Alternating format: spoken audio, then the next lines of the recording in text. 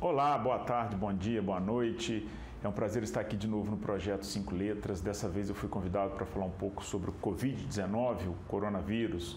E aí você deve estar se perguntando, você já deve me conhecer, eu já fiz alguns vídeos aqui para o Projeto 5 Letras, fui muito bem recebido, muito obrigado por aqueles que me adicionaram nas redes sociais, as perguntas que eu pude responder, ainda tem algumas lá nas redes sociais que eu ainda não respondi, mas eu vou responder, prometo, porque a gente está vivendo um turbilhão com tudo isso do coronavírus, entre outros problemas que seguem acontecendo, como a guerra comercial entre a Rússia e a Arábia Saudita. Mas meu nome é Mário Saveri, eu sou economista-chefe aqui da Flip Investimentos e nós vamos falar um pouquinho sobre este vírus. Aí você deve se perguntar, para que um economista para falar de algo que é de infectologista? Bem, de fato, eu não tenho especialidade em medicina, não sou médico, não sou infectologista, mas nós trabalhamos muito com estatística e nesse momento a estatística é uma arma fundamental para entender o que deve acontecer. A estatística basicamente vai pegar as amostras passadas, vai fazer uma extrapolação de tendência histórica e nos mostrar o que pode acontecer nos próximos meses. Além disso, quero falar nesses 15 minutos aqui rapidamente sobre os efeitos do coronavírus na sua vida financeira, na vida do planeta e não necessariamente na saúde das pessoas.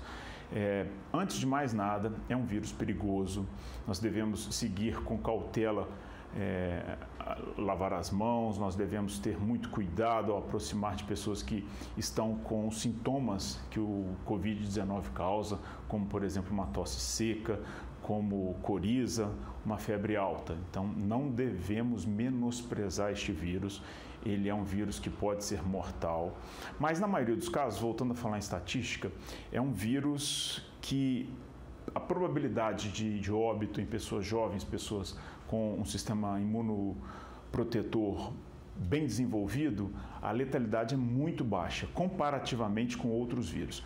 Nós temos catalogados por volta de 3.500 vírus, e eles sofrem mutações toda hora, todo momento, todo mês, todo ano, e esses 3.500 vírus, eles têm graus de letalidade. Se nós fizermos numa escala de 0 a 100, o Covid estaria entre os 20% menos letais. Ainda assim, é um vírus letal, e para que não se distorça, ele é perigoso. Mas vamos lá. A taxa de letalidade dele não é entre crianças recém-nascidos, que são os vírus mais perigosos. A taxa de letalidade são pessoas diabéticas, com sistema imunoprotetor deprimido, pessoas com idade avançada, especialmente nas casas de 60, 70 e 80, onde a taxa de mortalidade sobe para 10, 15, 20%. Então é um vírus muito perigoso. O grau de espraiamento, ou seja, o contágio desse vírus, também é relativamente alto. Não está entre os mais altos do mundo, ele ficaria nas 50% mais baixo, mas ainda assim é um grau muito alto. O vírus, como vocês devem saber, porque eu falo para um público, como me disseram, de ensino médio, onde você está estudando biologia e eventualmente pessoas com curso superior que também estudam a biologia, infectologia, medicina, ele é um ser muito atípico em toda a nossa situação. Inclusive a classificação dele, tem pessoas que acreditam que ele pertence ao reino animal, outros que dizem que ele pertence ao reino vegetal. É um ser muito atípico. E na sua forma de transmissão, na sua reprodução, os vírus eles têm um ciclo de vida. Nós temos hoje na medicina remédios que combatem os efeitos do vírus dentro de um organismo.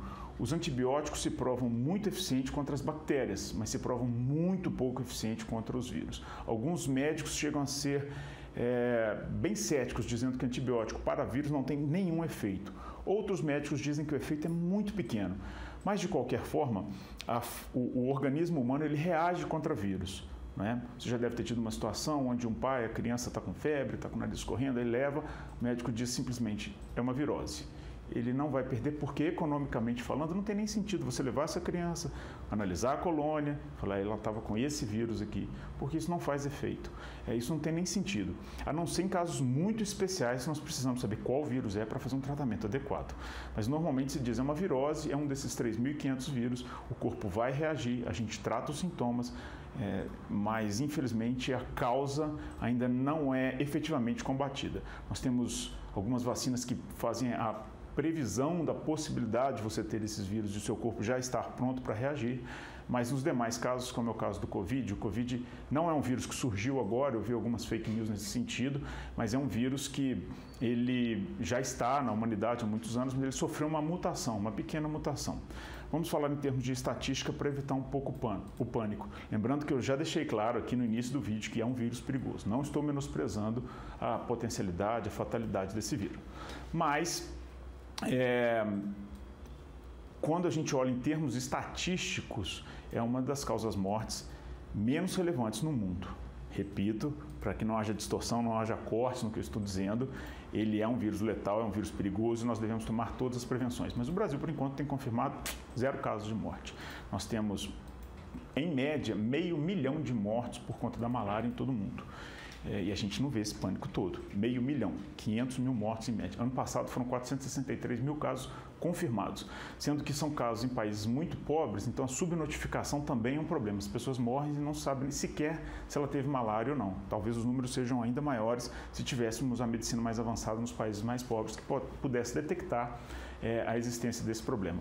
O fato de você ter um problema maior não quer dizer que o problema menor não deva ser combatido. Mas, claro, quando a gente fala em saúde pública, a gente fala sempre em termos de estatísticas.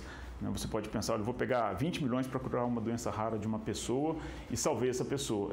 Talvez esses 20 milhões façam falta para 500 pessoas. Então a ideia simplista de olhar a situação pode dizer eu sou um herói porque salvei uma pessoa, na verdade você é um assassino porque matou 100 mil pessoas.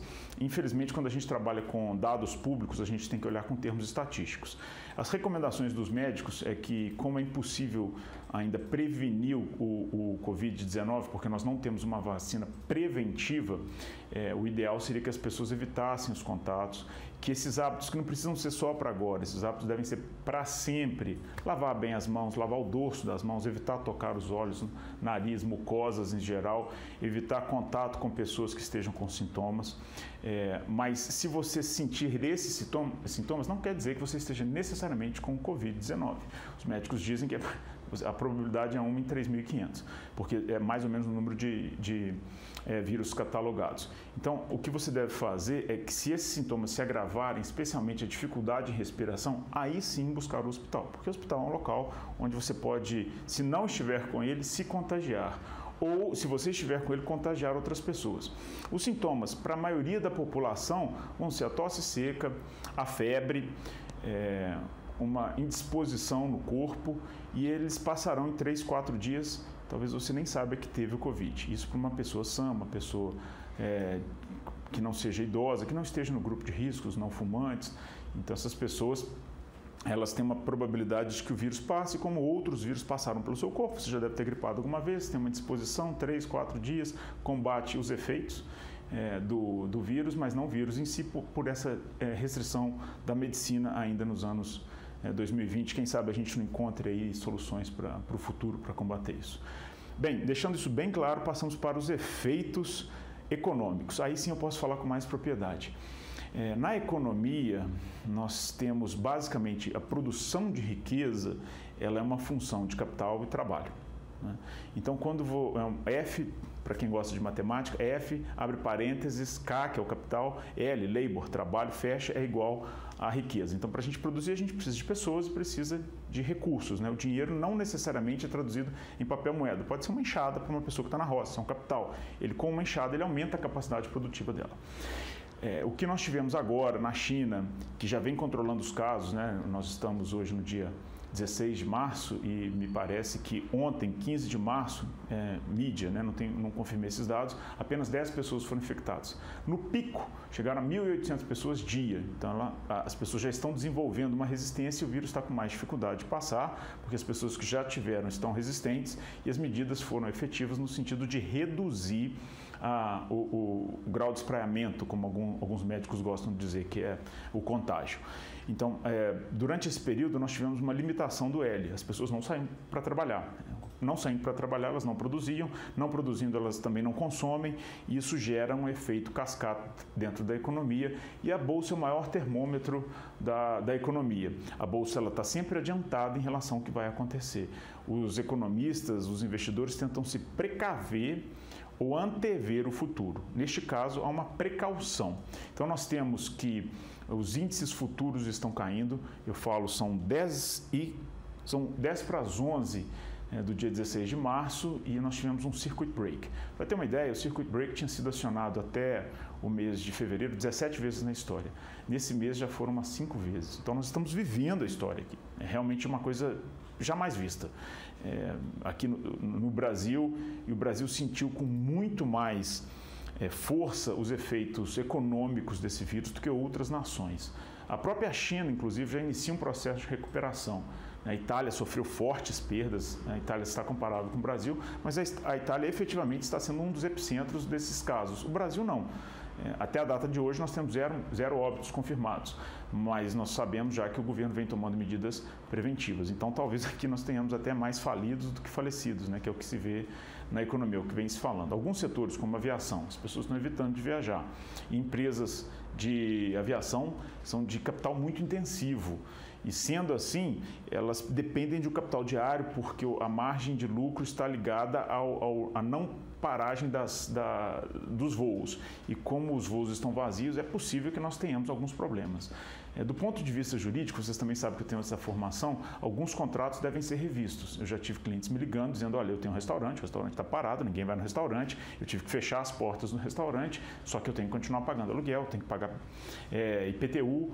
Como é que a gente vai fazer isso? Os contratos podem ser revistos porque é uma força maior, é um caso fortuito. O governo é um pouco mais, você não consegue negociar com o governo, então talvez o governo tome medidas independentes da negociação, mas alguns contratos de aluguel talvez sejam revistos. Existe essa possibilidade no direito e talvez ela tenha que ser colocada em prática, porque é uma situação completamente atípica o que nós estamos vivendo. No Brasil, nós estamos ainda na escala ascendente. Quando a gente faz a projeção de tendência histórica, nós estamos numa escala ascendente. É possível que nos meses, final do mês de março, início do mês de abril, nós tenhamos mais casos confirmados do Covid-19. Isso não deve levar a pânico. Para mostrar em termos de número, são por volta de 2 milhões de mortos todos os anos por conta do que eles chamam de seasonal flus, que seriam gripes sazonais. São gripes que ocorrem no inverno europeu, no inverno brasileiro, algumas ligadas ao outono. Essas gripes, às vezes a pessoa já com algum problema no sistema defensivo vem a óbito e dificilmente os médicos vão procurar saber por qual desses 3.500 vírus é que ela morreu. Então foi um vírus gripal e levou a pessoa ao óbito. Esse ano de 2020, os números indicam que nós temos inclusive uma redução. Entende? Essa questão do pânico, ele leva inclusive a distorção de números, Porque talvez o ano, por todas as medidas, a imprensa mostrando o que se deve ser feito, hábitos de higiene, as pessoas ficando em casa, é muito provável que 2020 seja um ano com menos óbitos por gripes. Mas eu tenho certeza que na história vai ser lembrado como o ano em que a gripe do Covid levou o óbito de milhares de pessoas. Isso, em termos estatísticos, é falso. Esse ano tem sido inferior. Se a gente mantiver a média mensal, são só os 3 primeiros meses do ano de 2020, nós teremos um dos anos com menor letalidade por gripes virais da história. A média é 2 milhões. O que aconteceu, nós não sabemos exatamente por que esse pânico tomou conta da humanidade. Porque esses vírus vêm. Ano passado, 2019, nós tivemos uma série de pessoas gripadas que faleceram. Nós tivemos, mas as pessoas às vezes não buscam o hospital, então não tem aquele inchaço de leitos porque ficam em casa. Quando você tem uma gripe, dificilmente você vai ao médico, espera os 3 dias, 4 dias, recupera. Mas esse vírus ele trouxe, além da pandemia, a panicondemia. Repetindo, ele é grave. Tome precauções, evite locais públicos por hora, lave bem as mãos, evite tocar as mucosas nasais, boca, olhos, mas o pânico não ajuda em absolutamente nada. Tem pessoas que têm uma gripe, correm para o hospital. Não é a atitude, segundo os médicos, que deve ser feita. Se os sintomas se agravarem, aí sim você busca. Em termos, como a área que a gente mais domina, estatísticos, é hora de ter um pouco mais de calma, porque os números indicam exatamente o contrário da sensação das pessoas. Isso ocorre porque é muito fácil manipular o medo. Eu não digo nem que existe uma teoria da conspiração orquestrada, mas, por exemplo, no ano passado, 2019, o número de homicídios ele diminuiu. Isso é um fato, medido pelo IBGE. Mas a sensação de medo das pessoas aumentou. Então, entre medo e fato, existe uma distância enorme. Eu falo de Belo Horizonte, eu tive um contato com uma psicóloga recentemente, dizendo que as pessoas aqui têm medo de... Ela trata uma pessoa que tem pânico de tubarão, em Belo Horizonte. Ela sonha, tem pesadelos, dorme mal. ela acho que viu filmes na infância e ela trata isso. A chance dela morrer de tubarão, assim, um ataque de tubarão é desprezível, não estou... Assim, até respeito essas questões, mas quando você olha o que, por exemplo, os americanos, recentemente tive acesso a uma pesquisa mostrando qual o receio que eles têm. E americanos têm receio de morte por atentado terrorista. Nos últimos 5 anos foram 4 mortes dentro do território americano. Houve mortes fora do território, mas dentro do território americano. Aí quando você olha a causa-morte que mais leva americanos a óbito, infarto, câncer. Então o sujeito tem medo de ataque terrorista, não tem medo de se alimentar mal, não tem medo de bacon, não tem medo de ficar no sofá, não tem medo da falta de atividade física. Lembrando disso, meus caros, é muito importante que a gente coloque a razão onde ela deve estar, junto com a estatística, junto com o estudo e longe das fake news. Então convido vocês a estudar um pouco mais sobre o que está acontecendo do ponto de vista estatístico. Do ponto de vista econômico, sim, as coisas podem se agravar, mas não é o fim do mundo. Toda crise ela tem um fundo, que é o que nós estamos procurando por agora, e ela se recupera. Nós superamos Joesley Day, nós superamos a crise dos caminhoneiros, nós superamos a crise do subprime em 2008, a crise de 29, uma crise seríssima, inclusive com mais fundamentos, e nós vamos sair dela. Eu só não sei com qual velocidade e nem até quando essa crise vai perdurar. Mas os fundamentos de você retirar o trabalhador das suas atividades, o que é compreensível, porque o mais importante é a vida dele, ele gera alguns efeitos econômicos, algumas empresas vão quebrar. Essa quebra leva a desemprego e menos impostos. Menos impostos leva a uma dificuldade do governo de ofertar os serviços que são necessários para combater o Covid. Menos emprego gera mais violência. Então, a gente consegue correlacionar esses dados.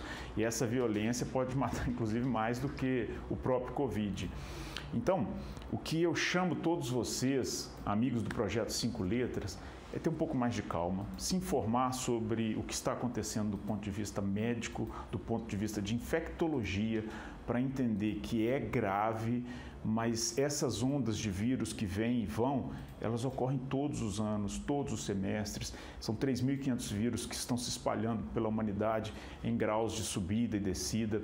Isso faz parte da humanidade. Nós temos mecanismos para combater, isso vem diminuindo ano por ano. 10 anos atrás eram 2.400.000, hoje nós estamos na faixa de 2 milhões, o que quer dizer que nós já reduzimos aí quase 10%, né, dos casos, um pouco mais de 10% dos casos. A gente precisa espalhar informação em vez de espalhar fake news. As pessoas que vêm com ideias, os anti-vax, com todo respeito, mas eles conseguiram trazer o vírus que traz a tuberculose de volta, problemas que já estavam sanados, sarampo, né? Esse é um momento de calma, de entender que esse vírus é perigoso, mas que ele é um vírus que estatisticamente é igual a outros vírus que não ficaram famosos, e tomar cuidado porque os efeitos econômicos dessa crise, desse pânico, podem ser inclusive piores do que o próprio vírus. Então o que eu recomendo é boa informação, informação de qualidade. A internet tem coisa muito boa, tem o Projeto 5 Letras, né? Mas toma cuidado com o que você vai procurar aí na internet, porque tem gente que parece que tem prazer de espalhar coisa negativa, informação errada. Então procurem as boas fontes de informação, procure se informar antes da informação, a fonte. Uma vez que você tem confiança na fonte, que você descobre que a fonte é boa, procure se informar do ponto de vista médico, do ponto de vista da infectologia e do ponto de vista da economia, que é um problema também muito sério que a gente não pode negligenciar. Uma crise econômica pode levar a óbito muito mais gente do que esse vírus. Então, calma e estudo. Obrigado.